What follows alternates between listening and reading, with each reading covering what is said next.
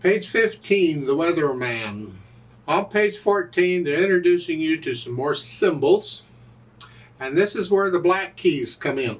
Because so far, we've only used the white keys. And hopefully by now, you know the names of the white keys on the keyboard.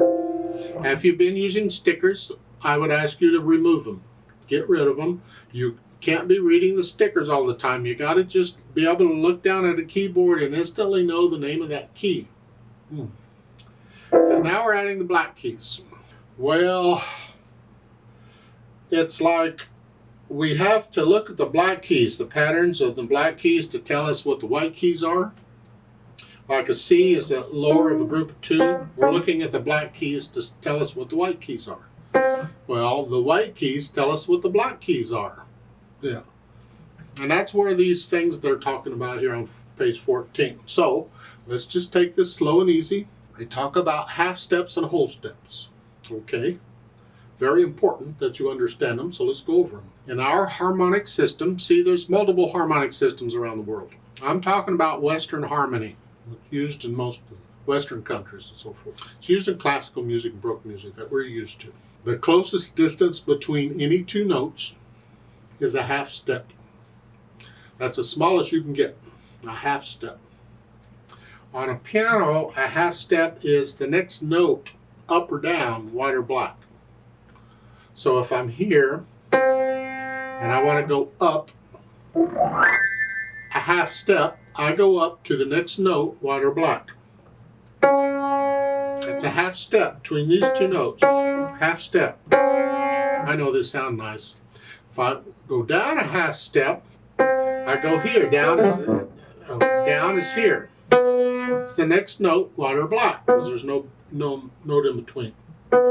That's a half step. That's complicated as half steps get. We use half steps a lot because since they're the smallest thing, we can rely on those for other things. They help us figure out other things. Well, you can probably guess what a whole step is then. It's simply 2 half steps. 2 halves make a whole. So if I go up a half step. If I go up another half step, so from here to here, that's a whole step. A whole step on a piano simply has 1 note in between them. Here, there's a note here. If I go here, there's a note in between. That's a whole step. If I go here, that's a whole step because there's a note in between. Whole step, whole step, whole steps and half steps. Now, let's talk about these accidentals that are showing in the middle of the page. There's 3 of them that we use most of the time. There's more, don't worry about the others. We're dealing with these 3. These are going to be used 99% of the time or more. They show the symbols. The sharp is in my generation would call it tic-tac-toe or a pound sign or a number sign. In today's generation, they'd probably call it a hashtag. Who cares? Every one of those signs is actually a little bit different. But the point is there's 2 lines going down and 2 lines going across. That's the sharp. A sharp changes the note written in the music and it raises it up a half step. So if I have a C and I need a C sharp, then I simply go up here. That is a C sharp because it is a half step above C. They all work the same way.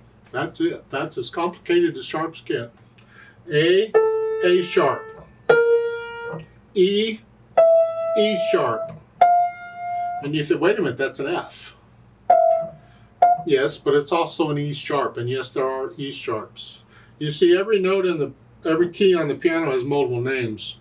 That's what I'm talking about. This is also an E sharp. Just keep it in mind. It's okay. We'll get there. The sharp goes up a half step. Well, the flat, they show it next. It looks like a B, sort of. It takes the note down a half step. And to which goes where, I think of a flat tire. Flat tire goes down, so flat goes down, so a sharp has to go up.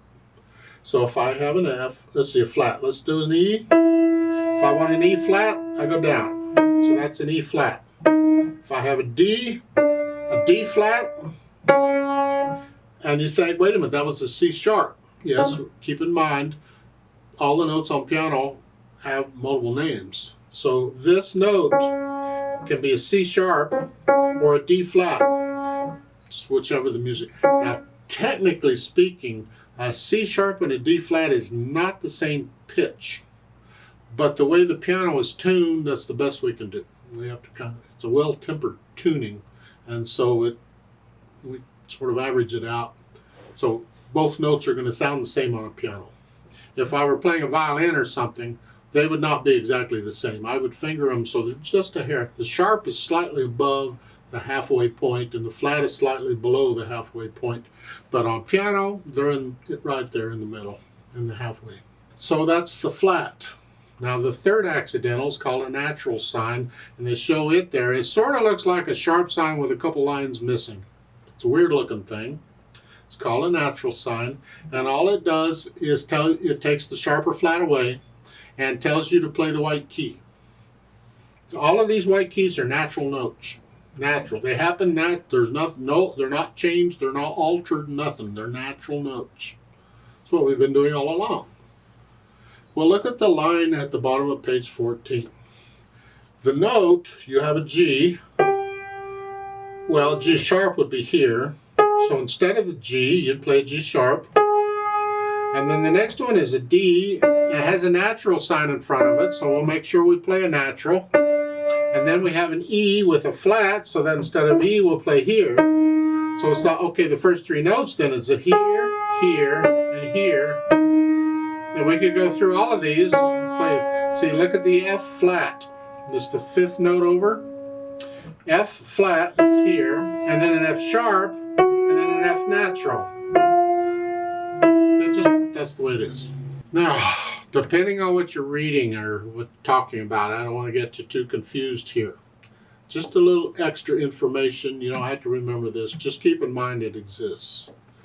Since music notation has evolved over the years, the rules for accidentals have changed over the years.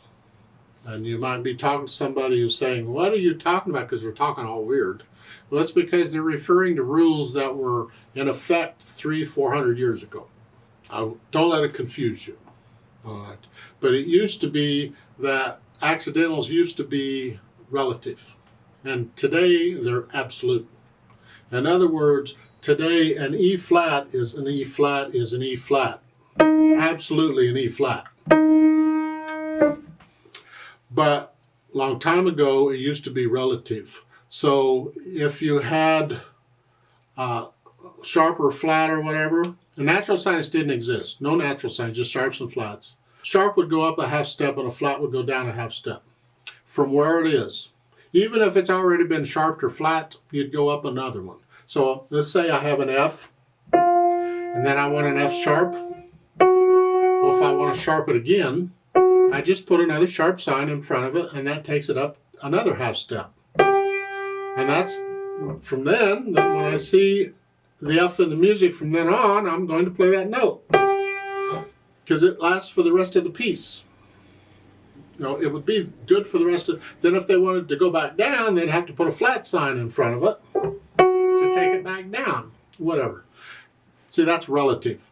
It just takes it up from where you are, no matter where you are. Even if you've already been sharped or flat, it still takes you up from there. That's the old way of doing it. We don't do it that way anymore. Today they're absolute. So a flat is a flat is a flat, and it's the same for the sharp. That which means we need naturals to take them away. Because if I have an F, and I want an F sharp, and then I want an F natural again, well, if I put a flat in front of that F to take it down, well, an F flat is here. See, that doesn't do it. So I need the natural sign to take me back where I was. Again, that's just a little side information in case you're reading something and you think, wait, what are you talking about? That's sort of what they're talking about. Now, there's rules on these accidentals, and like most things in music, people don't agree on the rules. Never have, probably never will. Just understand if you're talking to somebody or reading something, they may be using a rule that's different from what you've been taught. It's just the way it is. For accidentals, and these three symbols are called accidentals because they temporarily change the note. They're not accidents. They just temporarily change the notes. They're temporary. Look at Weatherman. In the first measure, we have the E and the D, except the D has a sharp in front of it. So instead of here, we're going to play here. D sharp. Here. That sharp is good for the rest of the measure in that staff. So if there were more D's in that staff later on, they would also be D sharps. But if there's a D in the next measure or after that, they would be D naturals. Because once you cross a bar line, that accidental's no good anymore. It's only good for the measure. Now the part where people don't agree is, does it apply strictly to that pitch, that D only, or does it apply to any D? This is where we get off. In some instruments, it applies to any pitch. So if I had another D in that measure that was up here, it would be a D sharp also, automatically. But in piano, we need it on every one. So if I had a D up here and it didn't have the D sharp in front of it, I'd probably play a D natural. I need the D sharp in front of that too. It's just one of those things that as music has evolved and you get people who play one instrument and they get good at it, but they don't play another instrument and they don't understand the notation. The notation for different instruments can be different. These slur lines mean different things for different instruments. You have to be careful on these things. So I'm just telling you that for piano, it's going to apply from that point on for the rest of the measure in that staff, and it's only going to be for that pitch, for that note, not any other note in any others anywhere else. Now, we got through all that mess. Let's look at this Weatherman thing. It's 4 lines long, sort of. Treble and bass clef, 4/4 time signature. I see a bunch of quarter notes and whole notes, half notes, and we have accidentals. We got sharps and flats. I don't see any natural signs, but we got sharps and flats. Let's take it one hand at a time to make sure we understand what each hand is doing here. The right hand, you're starting here. Then put your hand here. And the hand position is here because it's according to something we haven't had yet. Just take my word for it. It's here. When I need the D sharp, I'm simply going to use the finger for D and I'm going to move it up here just for that note, and then I'm going to come back here. So I'm going to play that here, but the position is still here. I'm just going to change it for that note. Yeah, so it's here, here, like so. That's about all you're doing in the right hand. Isn't this fun? Let's go to the left hand and see what it's up to. Left hand, you're here. Now hopefully you know the names of these notes. We're back in middle C position. And again, the position is the white keys, even though I've got some flats some occasionally. Look at the second line. We have here, we have a B flat. Well, instead of the B, I'm going to use the same finger and a B flat. And then here.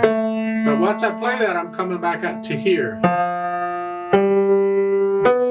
See that B in the third measure there, the second line, that's a natural now, just a natural.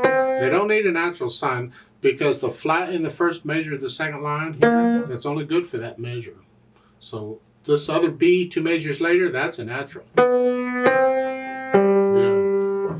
So once I have an idea what the hands are doing, then I'll put them together. Here, it's here. And here. And here. The second line. Here. And then here. And here.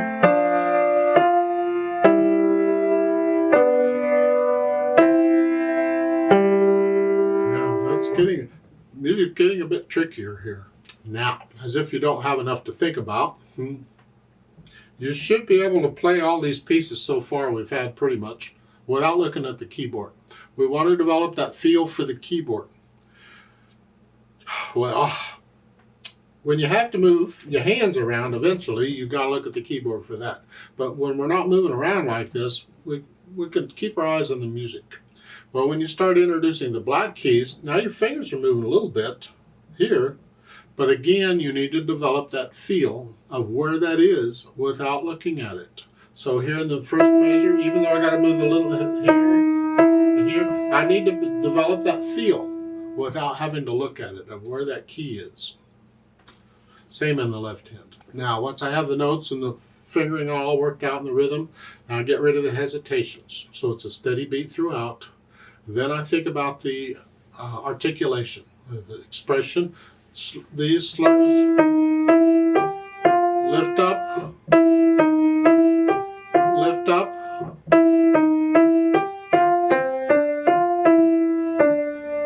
lift up, just a little lift, like taking a breath. Some people exaggerate this. You see them playing and they're doing this. Just a little lift, okay? Don't get carried away. And the left hand, I suggest you connect it all the way through. So here. See, I'm lifting up here, but not here. Lift up. So I'm lifting up in the right hand. For the phrasing, I'm connecting the left hand all the way through. Now, there's times when we won't be doing that. It's just I'm trying to get you used to the idea of doing different things in the hands, so connect this left hand for now. And once I have that, then I think about the dynamics. P at the beginning is piano for soft. Whatever you think soft, don't get carried. It's not super soft, just soft. And it looks like it's the only dynamic they give you. Isn't that nice? Well, get into the music and feel the music. If you feel it getting a little louder in places, go for it. It's a personal thing. Now again, that's part of interpreting the music. This left hand needs to be very soft. All the time in the second measure, when I'm doing this, I want to hear that over it.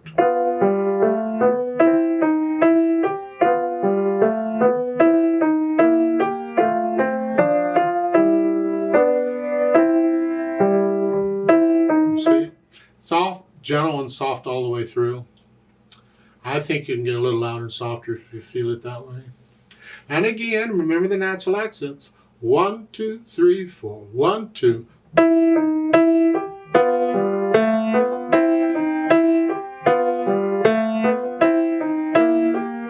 I'm exaggerating them so you can hear them, but the point is you feel these, you don't force them. You just 1, 2, 3, 4. Feel these as you're going through it. The idea is if you feel it, it'll come across in the music, and the people listening will feel it also. They will hear it, they will pick it up. A speed, moderato, I don't know, somewhere in the middle, I guess. Where, if you'd sing it, what would you do here? When the skies are gray, blah, blah, blah, blah. Okay.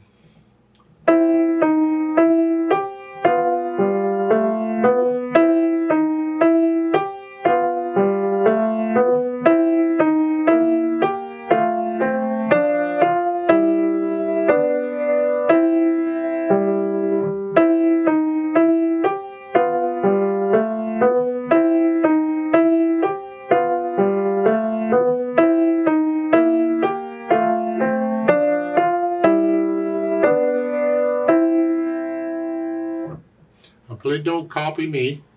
You don't have to take it that speed, and you don't have to take it at that loudness. You can do whatever you want. You get into it. You figure it out. Yeah, you decide. Feel it. Let's play it together very slowly and check the notes and the rhythms. I'm going to play both hands about the same. I'm not doing any loudness or softness into that. I'm just doing all we want is notes and rhythms here. So I'll give us 4 counts. 1, 2, ready, go.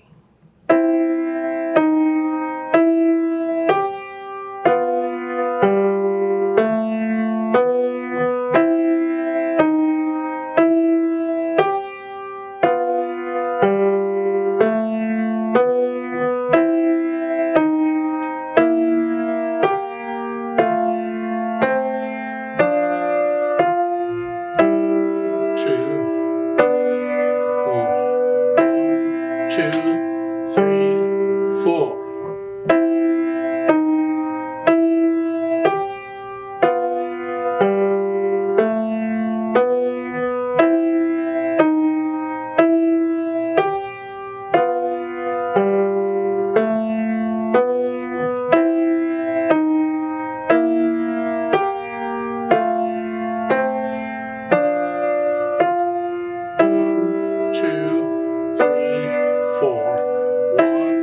2, 3, 4, off.